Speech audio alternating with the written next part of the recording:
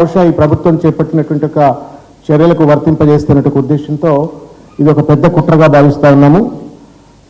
మోసపూరితమైనటువంటి ఒక మొట్టమొదటి చర్య కామారెడ్డి బీసీ డిక్లరేషన్. అది 10/11/2023 నాడు పెద్ద ఎత్తున సిద్ధరామయ్య గారు, తర్వాత ఇప్పుడు పిసిసి అధ్యక్షుడైనటువంటి ఒక మహేష్ గౌడ్ గారు, తర్వాత రేవంత్ రెడ్డి గారు, వీళ్ళందరి యొక్క సమక్షంలో దాన్ని కామారెడ్డి సభలో బీసీ డిక్లరేషన్ ప్రకటించింది Congress. Karnataka CM Siddaramaiah, Revanth, professor కుదర్గా, సిపిఐ జాతీయ నేతలు నారాయణ, నారా వెంకటరెడ్డి ఇతర ముఖ్య నాయకులు హాజరయ్యారు. దానికి పరిపాలనగా రిజర్వేషన్లు పొడిగించి నేను ప్రభుత్వంలోకి వచ్చిన 6 మాసాల్లోపే దీన్ని తీసి ఇచ్చి తీరుతామన్నమాట చెప్తా ఉన్నాం.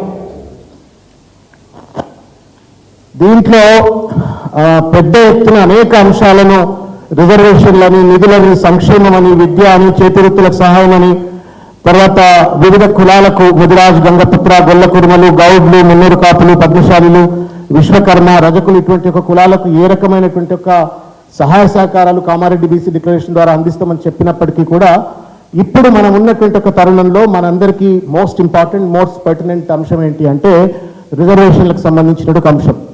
మొట్టమొదటి మోసం ఎక్కడ జరిగింది అంటే ప్రభుత్వం అధికారంలోకి వచ్చిన తర్వాత కేవలం 6 నెలల లోపే కులగణన చేస్తా అని చెప్పని నమ్మబలికి వంచనకు గురి చేసి బీసీల ఓట్లు దండుకొని మోసం చేసినటువంటి ఒక వైఖరి ఫస్ట్. అది రెండవది, పెద్ద ఎత్తున జరిగినటువంటి ఒక మోసం ఏంటి అంటే స్థానిక సంస్థలలో బీసీ రిజర్వేషన్లకు ఉపవర్గీకరణ చేస్తాము అని చెప్పన్నారు. ఈ ఉపవర్గీకరణ పైన భిన్నమైనటువంటి అభిప్రాయాలు ఉంటే చాలా మందికి ఉంటుండొచ్చు కానీ ట్రిపుల్ టెస్ట్లో ఏదైతే సెకండ్ కాంపోనెంట్ ఏదైతే చెప్తా ఉన్నారో, to evaluate and understand and arrive at the political backwardness అని చెప్పని ఏదైతే జడ్జ్మెంట్లో చెప్పినారో, పొలిటికల్ బ్యాక్వర్డ్నెస్ని అసెస్ చేయటం అంటేనే మొత్తం బీసీలో ఉన్నటువంటి ఒక వెనుకబాటుతనాన్ని కులాల వారీగా గుర్తించి తదనంతరం ఎట్లయితే విద్య ఉపాధి అవకాశాల్లో ఏ రకంగానైతే వర్గీకరణ చేస్తూ ఉన్నారో అదేవిధంగా రాజకీయ పదవుల్లో కూడా అదే రకమైనటువంటి ఒక వర్గీకరణ కర్ణాటక కావచ్చు, లేకపోతే తమిళనాడులో కావచ్చు, ఏ రకంగా అయితే వర్గీకరణ ఉందో అదే రకమైన వర్గీకరణ చేస్తా అని చెప్పని 2018 మేనిఫెస్టోలో కాంగ్రెస్ పెట్టుకుంది, 23లో మేనిఫెస్టోలో పెట్టుకుంది, తర్వాత బీసీ డిక్లరేషన్ కూడా చేయడం జరిగింది. ఈ రెండింటిని కూడా రేవంత్ రెడ్డి గారు పెద్ద ఎత్తున దాటవేత ధోరణికి పాల్పడేసిన ఒక పరిస్థితి. నేను మిగతా విషయాలు I don't want to get in to, ఎందుకంటే 42% బీసీల కాంట్రాక్ట్లకు ఏ రకంగా మోసం చేసినారు, నిధులు 20,000 కోట్ల చొప్పున మొత్తం 5 ఏళ్లలో 1,00,000 కోట్లు ఖర్చు పెడతా అని చెప్పని ఇవన్నీ కూడా మనకు పబ్లిక్ డొమైన్లో ఉన్నాయి. ఇవి పెద్ద ఎత్తున మనం బీసీలందరికీ కూడా తెలియజేయవలసిన అవసరం ఉంది. డిక్లరేషన్లో ఉన్న ప్రతి పదము కూడా ప్రతి బీసీకి కూడా ఏం వాగ్దానం చేసినారు, 2 ఏళ్లలో ఏం పూర్తి చేసినారు, మరీ ముఖ్యంగా రిజర్వేషన్ల విషయంలో ఏ రకమైనటువంటి ఒక మోసపూరిత వైఖరిని అవలంబించిన విషయాన్ని తెలియజెప్పవలసిన అవసరం ఉంది అని చెప్పని భావిస్తా ఉన్నాం. सबसे पहले ये पता लगाना है कि सचमुच में किसकी कितनी आबादी है और किसको कितनी भागीदारी मिल रही है। और ये पता लगाने का एक ही तरीका है, उसका नाम है जाति जनगणना। और ये बिहार वाला जो जाति जनगणना पे इसकी बात नहीं कर रहा हूं। जाति जनगणना देखना है तो तेलंगाना वाला देख लीजिए।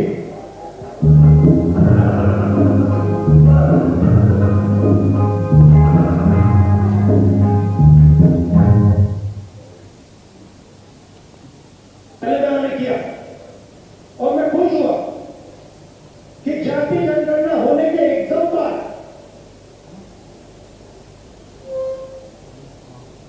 हमारे चीफ मिनिस्टर ने और हमारी टीम ने ओबीसी रिजर्वेशन को 42% तक पहुंचा दिया। వాస్తవానికి ఆలిలేరు సూర్యుడు కొడుకు పేరు సోమలింగం అన్నట్లుగా ఇవాల్టి కూడా తెలంగాణలో ఉన్నటువంటి చాలా మంది వివిధ కుల సంఘాలకు చెందినటువంటి వాళ్ళు కావచ్చు, లేకపోతే కాంగ్రెస్ పార్టీలు ఉన్న బీసీలు కావచ్చు, మిగతా రాజకీయ పార్టీలు ఉన్న బీసీలు కూడా రేవంత్ రెడ్డి గారు ఏదో కింద మీద పెడతాను 42% రిజర్వేషన్ కులగణన చేసిండు, 42% రిజర్వేషన్ ఇస్తున్నాడు అనేటువంటి ఒక భావనలో ఎట్లయితే కొద్ది మంది బీసీలు తెలంగాణలో ఉన్నటువంటి వాళ్ళు ఉన్నారో, రాహుల్ గాంధీ కూడా ఆ భావననే దేశవ్యాప్తంగా ఇవాళ వ్యక్తీకరిస్తూ ప్రజలను ఆయనేమో డెలిబరేట్ చాయిస్ ఆఫ్ మిస్లీడింగ్ అదే అంటున్నారు. ఆయనేమో డెలిబరేట్ చాయిస్ ఆఫ్ మిస్లీడింగ్, అందుకే అన్న మిస్లీడింగ్ విత్ ద నేషన్ అని చెప్పాను. Deliberate choice of misleading. కాకపోతే ఇక్కడ సమాచార లోపం వల్ల చాలా మంది ఇవాళ ఏ రకంగా 42% రిజర్వేషన్ రాకుండా మోసపూరితంగా రేవంత్ రెడ్డి గారు వ్యవహరించిందనే ఒక విషయాన్ని గుర్తు చేసుకోవాలని చెప్పని ఈ సందర్భంగా తెలియజేస్తూ, ఒక పక్కన రాహుల్ గాంధీ రేవంత్ రెడ్డిని దేశవ్యాప్తంగా పొగుడుతూ ఆయన బీహార్లో కావచ్చు, మహారాష్ట్ర ఎన్నికలు కావచ్చు పెద్ద ఎత్తున ప్రచారం చేసి మేము జాతి జనగణన చేసేసినాం, 42% రిజర్వేషన్ ఆల్రెడీ ఇచ్చేసినాం, మొత్తం అయిపోయింది అని చెప్పని ప్రచారం చేసుకొని దేశాన్ని ఇంత కూడా మిస్లీడ్ చేస్తున్నటువంటి తరుణం చూసినాము. ఇక రేవంత్ రెడ్డి గారేమో మమ్మల్ని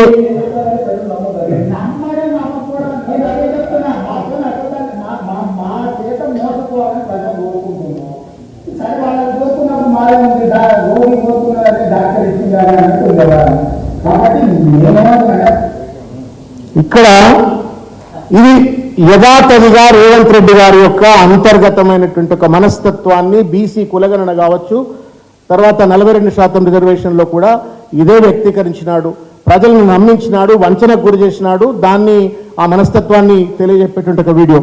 ఇకపోతే సమగ్ర కుటుంబ సర్వే తర్వాత సిపెక్ సర్వే ఏదైతే ప్రభుత్వం చేసినటువంటిది, కేసీఆర్ గారు మన నాయకులు తెలంగాణ రాష్ట్రం ఏర్పడక ముందే దాదాపు 2012-13 కాలం నుండి పెద్ద ఎత్తున మన రాష్ట్రం అధికారంలో, తెలంగాణ ఏర్పడిన తర్వాత రాష్ట్రం అధికారంలోకి వచ్చిన తర్వాత సమాచారం లేనిది, without data there is no development. కాబట్టి పెద్ద ఎత్తున మనము కాంప్రహెన్సివ్ సర్వే జరుపుకోవాలా, అవసరమైతే ఆర్మీలను డిప్లాయ్ చేసిన సర్వే, స్థూలమైనటువంటి సమాచారం అంతా కూడా సేకరించాలని చెప్పి అధికారంలోకి వచ్చిన తర్వాత మొట్టమొదటిసారి దేశంలో ఎవరు కూడా చేయనటువంటి ఒక రీతిలో ఒకటే రోజు మొత్తం ప్రభుత్వ యంత్రాంగాన్ని అంతా కూడా సమాయత్తపరిచి చేసినటువంటి ఒక అతిపెద్ద సర్వే. దాని ఆబ్జెక్టివ్ 60 ఏళ్ల విధ్వంసం, వివక్ష, అణచివేయబడ్డ తెలంగాణ వాస్తవ స్థితిగతుల ఆధారంగా అభివృద్ధి చేయాలనే ఉద్దేశంతో, నైతిక బాధ్యతతోటి ఆ రోజు ఆ సర్వే చేపట్టినారు. మొత్తం 34 ప్రశ్నలతో అదొక 8 విస్తృత అంశాలతోటి 1 కోటి కుటుంబాలు, దాదాపు 3.68 కోట్ల జనాభా. తద్వారా ఆ సర్వే ద్వారా 51% బీసీలు ఉన్నట్టుగా, ఎస్సీలు 18% ఉన్నట్టుగా, ఎస్టీలు 10% ఉన్నట్టుగా, ఇది మొత్తం వ్యవహారం అంతా కూడా, ఈ సర్వే అంతా కూడా జనరల్ అడ్మినిస్ట్రేషన్ డిపార్ట్మెంట్ పరిధిలో జరిగినట్టుగా నాకు ఉన్నటువంటి ఒక సమాచారం. ఇకపోతే సిపెక్ సర్వే ఏదైతే చెప్తా ఉన్నామో, ఈ సర్వే కులగణన ట్రిపుల్ టెస్ట్ ఆధారంగా వచ్చినటువంటి ఒక కులగణన. ఇది దాదాపు 1,80,000 మంది ఎన్యూమరేటర్స్, డేటా ఎంట్రీ ఆపరేటర్స్ అంతా కూడా కలిసి చేసినటువంటి ఒక పని. నవంబర్ 6 నుండి ఫిబ్రవరి 3, 25 వరకు ఈ సర్వే అంతా కూడా పూర్తి అయిపోయింది. దాదాపు 3,54,00,000 మంది నుండి సమాచారం సేకరించడం చెప్పినప్పటికీ కూడా ఈ మొత్తం వ్యవహారం అంతా కూడా లోపభూయిష్టంగా జరిగిందని చెప్పడానికి డేటా బేసిస్లో మనకు ఉన్నటువంటి ఒక కన్క్లూజన్ ఏంటంటే 1,03,000 కుటుంబాల సమాచారమే రాలేదని చెప్తున్నారు వాళ్ళే అఫీషియల్గా. 1,68,000 కుటుంబాలు మాకు సర్వేకి సహకరించలేదు అని చెప్పినారు. తర్వాత 84,000 కుటుంబాలు తప్పుడు సమాచారం అందించినారని చెప్పని వెరచి మొత్తం ఎక్సైజ్ అయిన తర్వాత కొండంద వేలుకని బట్టినట్టుగా 2014లో బీసీలు 51% ఉంటే కష్టపడి రేవంత్ రెడ్డి గారు బీసీలను వంచనకు గురి చేసే విధంగా కేవలం 46% మాత్రమే బీసీలు అని చెప్పని తగ్గించినట్టు ఒక పరిస్థితి. ఇది కూడా బీసీలకు మనం తెలియజెప్పవలసిన అవసరం ఉందని చెప్పి నేను భావిస్తూ ఉన్నాను. మొత్తం మీద ఈ మొత్తం ప్రాసెస్లో గవర్నమెంట్ వాజ్ నాట్ సిన్సియర్, ప్రజలను సమాయత్తపరచలేదు. మంత్రులు పూర్తి స్థాయిలో, జిల్లా మంత్రులు లేకపోతే ఇంకా మంత్రులు, ఎమ్మెల్యేలు ఎవరు కూడా పూర్తిగా ఇన్వాల్వ్ కాలేదు. ఒక క్యార్లెస్గా, క్యాజువల్గా ఏదో తంతు నిర్వహించినట్టుగా ఈ మొత్తం నిర్వహించడంతో బీసీలను తిరుమలనే అన్నాడు ఒక మాట, 46% రిజర్వేషన్లు బీసీలకు ఇచ్చిండ్రు అంటే జూబ్లీహిల్స్లో ఎవరో ఒక శాసనసభ్యుడు, ఒక మాజీ మంత్రి ఇంట్లో కూర్చొని ఒక పర్టికులర్ సామాజిక వర్గానికి సంబంధించిన సంఖ్యను పెంచుకున్నారు, ఓసీ పర్సెంటేజ్ పెంచినారు, బీసీ పర్సెంటేజ్ తగ్గించినారు అని చెప్పి ఒక వివాదాలకు కారణభూతమయ్యే విధంగా సాంకేతిక నిబద్ధత లేకుండా, ఒక సైంటిఫిక్ ప్రాసెస్ లేకుండా జరిపినట్టుగా ఈ యొక్క సర్వేకి సంబంధించినట్టు విషయాన్ని కూడా మనం బీసీల దృష్టికి తీసుకెళ్లాలని చెప్పని కోరుతా ఉన్నాను. మన లక్ష్యం తెలంగాణ ప్రజల సమతుల్యమైనటువంటి అభివృద్ధి. ఇకపోతే కులగణన లక్ష్యం 42% రాజకీయ రిజర్వేషన్లు ఇవ్వాలని చెప్పని సుప్రీంకోర్టు తీర్పు ఆధారంగా Krishnamurthy versus union of India కానీ లేకపోతే వికాస్ కృష్ణారావు గవాలి జడ్జిమెంట్లో ఆధారంగా రిజర్వేషన్లు ఇవ్వాలన్నా పెంచాలన్నా ట్రిపుల్ టెస్ట్ అనేటువంటిది తప్పనిసరిగా పాటించాలా అనేటువంటి ఒక సూత్రం ఇది మనం గుర్తుపెట్టుకోవాలని చెప్పి నేను కోరుతా ఉన్నాను. ట్రిపుల్ టెస్ట్ ఏం చెప్పింది అని చెప్పని ఒకసారి దయచేసి, ఇది Krishnamurthy versus union of India judgment. The identification of backward classes for the purpose of reservations is an executive function, అంటే government function. And as per the mandate of Article 340, dedicated commissions need to be appointed to conduct a rigorous empirical inquiry into the nature and implications of the backwardness. ఇది కృష్ణమూర్తి జడ్జిమెంట్లో చెప్పినటువంటి ఒక అంశం. తదనంతరం కొంత ఎలాబొరేట్గా Vikas Krishnarao Gawali జడ్జిమెంట్లో number 1, ఇది పేరా 12 of the జడ్జిమెంట్లో ఉంటుంది. ఇది to set up a dedicated commission to conduct contemporaneous rigorous empirical inquiry into the nature and implications of backwardness. Rendu, ఆ స్టడీ తర్వాత to specify the proportion of reservation required to be provisioned local body wise. మొత్తం state కింద percentage అని కాదు, local body wise ఆ యొక్క రిజర్వేషన్లు ఇవ్వాలని చెప్పినారు. In any case this percentage reservation should not cross more than 50% అని చెప్పని ట్రిపుల్ టెస్ట్ చెప్పింది. ఇది supreme court law of the land, దీనికి లోబడి మాత్రమే రాష్ట్ర ప్రభుత్వాలు ఏ అయినా కానీ చేసి ఉండాలా. ఒకవేళ దాటి కనుక ఇవ్వాలంటే అది భారత రాజ్యాంగం 9th షెడ్యూల్ను అమెండ్ చేస్తే తప్ప యూ కెనాట్ క్రాస్ 50% అనేటువంటిది ప్రజలకు చెప్పాలి. కానీ దీన్ని కప్పిపుచ్చి ట్రిపుల్ టెస్ట్ సంబంధించిన అంశాన్ని ప్రజలకు తెలియనీయకుండా, పూర్తి స్థాయిలో దానిపైనటువంటి అవేర్నెస్ రాగనీయకుండా, రెండవది ట్రిపుల్ టెస్ట్ ఉన్నందువల్ల 50% దాటలేము అనేటువంటి ఒక భావన, ఆ నాలెడ్జ్ ప్రజలకు రానియకుండా మొత్తానికి మొత్తం నేను 42 శాసిస్తామని చెప్పని గుండుగుత్తగా ప్రకటించి ప్రజలను గుండుగుత్తగా మోసం చేసింది ఈ ప్రభుత్వం అనేటువంటి విషయాన్ని గుర్తు చేయాలని చెప్పని ఈ దీంట్లో ఒక మాట చెప్తుంది ఈ జడ్జిమెంట్లోనే. It will not be open to respondents to justify the reservation for OBCs. మీరు 1% ఇస్తారా, 50% ఇస్తారా, whatever the reservation that you want to give, you cannot justify without fulfilling the triple test అని చెప్పని. అంటే ప్రతిసారి మనం రిజర్వేషన్లు పెంచాలన్నా తగ్గించాలన్నా ఇవ్వాలన్నప్పుడు it must be backed based on the triple test అనేటువంటి ఒక అంశాన్ని వికాసరావు గవాలి జడ్జిమెంట్ చెప్తుంది. ఇన్ని వాస్తవాలు ప్రజల ముందు ఉన్న తర్వాత ప్రజలను ఏ రకంగా మభ్యపెట్టిన ఒక విషయాన్ని గుర్తు చేస్తూ నేను ఒక చిన్న, అంటే ఎట్లా కంటిన్యూస్గా ఈ ప్రభుత్వం ఒక కన్ఫ్యూజ్డ్గా, కాంట్రడిక్టరీగా, క్యార్లెస్గా, బాధ్యత లేకుండా ఎట్లా నిర్వహించింది అనడానికి నేను ఒక చిన్న ఎగ్జాంపుల్ మీ దృష్టికి తీసుకొచ్చే ప్రయత్నం చేస్తాను. ఇది 10th November 2024 నాడు స్టేట్ హైకోర్టు ఇచ్చినటువంటి ఒక జడ్జిమెంట్. దీంట్లో in compliance with the orders dated, మీ లాస్ట్ పేరా కనుక చూస్తే, in view of the aforesaid submission the respondents are directed to implement the directions contained in para 30. ఇంతకుముందు మనం వికాస్ కృష్ణారావు గవాలి జడ్జిమెంట్లో అయితే 3 పాయింట్లు ఉన్నాయో అవి అమలు చేయాలని చెప్పని ఇది 10/9/2024 నాడు ఈ జడ్జిమెంట్ వచ్చింది, స్టేట్ హైకోర్టు ఇచ్చింది. తర్వాత ఇది ఆర్ కృష్ణయ్య గారు October 30 నాడు ఆయన కోర్టులో వేస్తే కూడా ఈ రకమైనటువంటి జడ్జిమెంట్ వచ్చింది. ఇన్సిడెంట్స్ ఏంటంటే, కోఇన్సిడెంట్స్ ఏంటి అంటే, ఆ September 10 నాడు వచ్చినట్టు జడ్జిమెంట్లో వన్ ఆఫ్ ద పిటిషనర్స్ నేను. దాని తర్వాత మళ్ళా ఆల్మోస్ట్ ఎగ్జాక్ట్లీ 40 days తర్వాత, 40-50 days తర్వాత ఆర్ కృష్ణయ్య గారు కేసు వేసినారు. దాన్ని బేసిస్ చేసుకొని మేము భూసాని వెంకటేశ్వరరావు డెడికేటెడ్ కమిషనర్ ఇస్తున్నామని చెప్పినారు. బట్ దానికంటే ముందే law of the land that was established by the high court was ignored by the state government అనే ఒక విషయాన్ని మీ దృష్టికి తీసుకొచ్చే ప్రయత్నం చేస్తూ ఉన్నాను.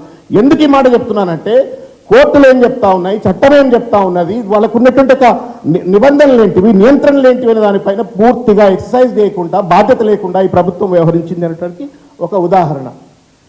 ఇది చాలా కొంచెం టైం కన్జ్యూమింగ్ అనిపిస్తుంది, బోర్ కూడా అనిపిస్తుండొచ్చు, ఎందుకంటే డ్రై సబ్జెక్టు, ఈ జీవో లేనిది, నంబర్ లేనిదని. కానీ ఈ ప్రభుత్వం బాధ్యత లేకుండా ఎంత చిల్లరగా, మోటుగా మాట్లాడుకోవాలంటే చిల్లరగా, బీసీల భావోద్వేగాలతో ఎట్లా చెలగాటడానికి ఈ క్రొనాలజీ ఆఫ్ జీవోలు అని చెప్పని మీ దృష్టి తీసుకొచ్చే ప్రయత్నం చేస్తూ ఉన్నాను.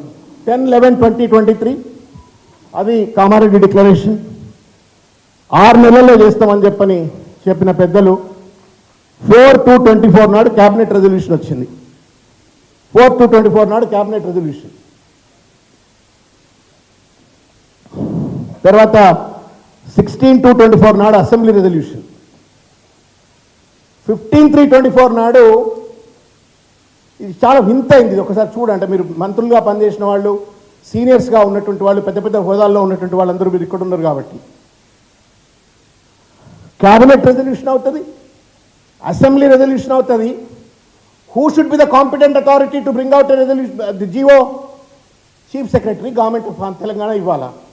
ఇచ్చింది ఎవరే అంటే బూరా వెంకటేశం గారు బీసీ వెల్ఫేర్ డిపార్ట్మెంట్ నుంచి జియో 26 ఇచ్చినారు. సరే, ఈ 4/2/2024లో క్యాబినెట్ రిజల్యూషన్ ఎందుకు పెట్టారు? అసలు ముఖ్య అంశం ఇది.